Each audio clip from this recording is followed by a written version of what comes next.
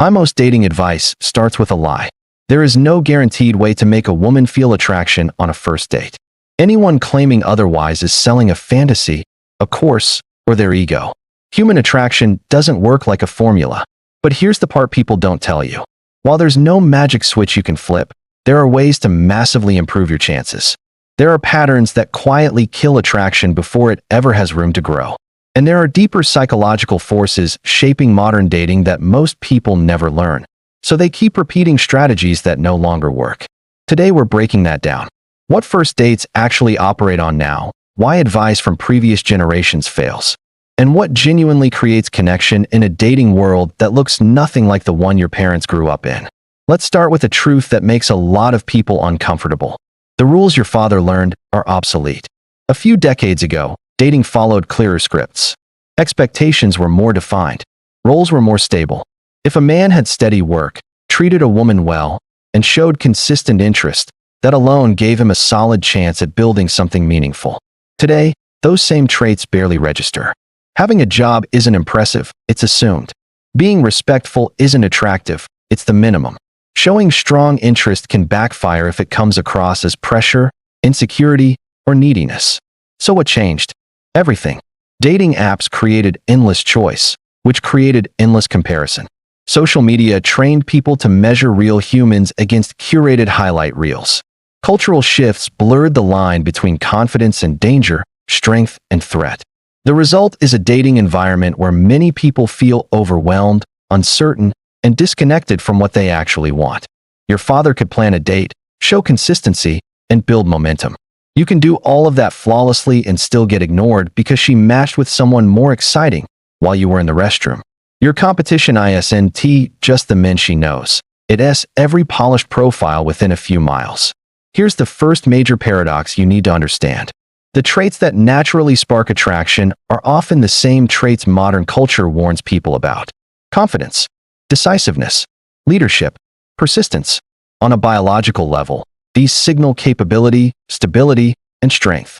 Human evolution hardwired responses to them long before dating apps, therapy language, or social norms existed. But culturally, these same traits are often reframed negatively. Confidence becomes ego. Decisiveness becomes control. Leadership becomes dominance. Persistence becomes boundary violation. So men feel trapped. Show these traits and risk criticism, or suppress them and wonder why nothing sparks. The reality isn't black or white. Confidence rooted in self-assurance feels different than confidence performed for approval. Leadership offered calmly feels different than leadership imposed. The men who succeed today aren't the ones who erase masculinity. They are the ones who express it in ways that feel grounded, not threatening. And this matters because almost everyone you date is internally conflicted. There's a quiet tug-of-war happening inside people. On one side, millions of years of instinctive attraction cues, presence, confidence, unpredictability, emotional polarity. These operate fast and mostly below awareness. On the other side, social conditioning. What people think they should want based on culture, media, peers, and ideals. These two layers often contradict each other. Someone may sincerely say they want emotional openness, stability, and consistency, and consciously, they do. But when faced with someone who embodies those traits perfectly, they may feel nothing. Meanwhile, someone who triggers instinctive attraction through energy and presence creates immediate interest, even if they don't match the stated checklist. This isn't hypocrisy. It's human psychology. Desire isn't fully rational, and people are often confused by their own attraction patterns. On a first date, this means something important. Don't treat verbal preferences as the final truth. Watch behavior. Watch energy. Notice what actually changes the atmosphere. Does she light up when you talk about your routine, or when you mention something spontaneous? Does emotional sharing draw her closer, or subtly cool things down? This isn't about manipulation. It's about understanding that attraction operates on multiple layers, and the conscious layer isn't always the one making decisions. Modern dating has introduced a new problem past generations didn't face at this scale: widespread indecision.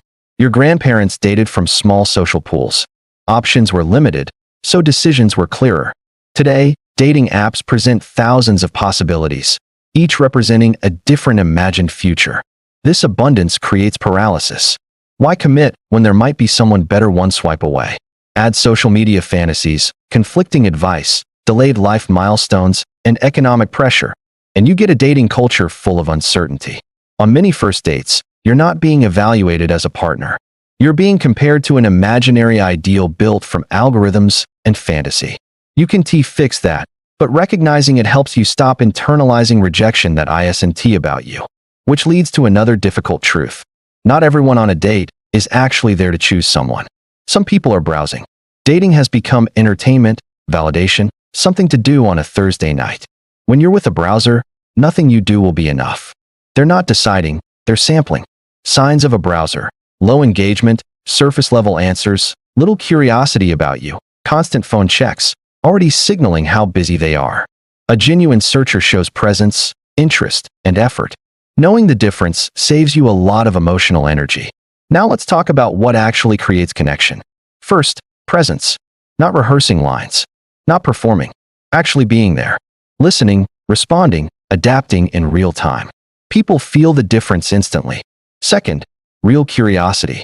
Not interview questions. Genuine interest in how someone thinks, not just what they do. Third, leadership without control. Choosing a place. Making decisions. Having opinions. Direction is attractive when it's calm and confident. Fourth, comfort with silence.